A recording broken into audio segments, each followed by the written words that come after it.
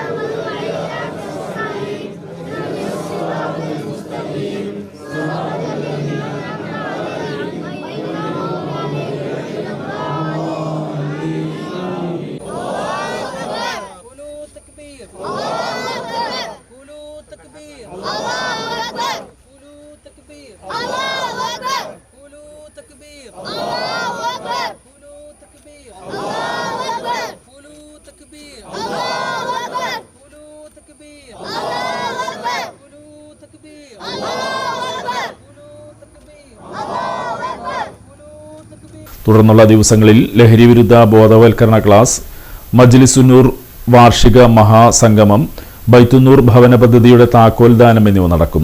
തിങ്കളാഴ്ച മുനവർ ഷാ മൗലീദും ദുആ മജ്ലിസിനും ശേഷം അന്നദാനം നടക്കും.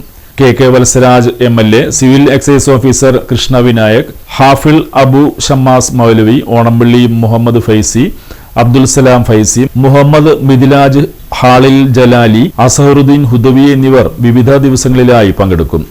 President Shahul Hameed Kannankulam, secretary TK Ashraf Lamsi, ഖജാൻജി ഹമീദ് വൈപ്പിപ്പാടത്ത് എന്നിവരും മറ്റ് കമ്മിറ്റി ഭാരവാഹികളും നേതൃത്വം നൽകും.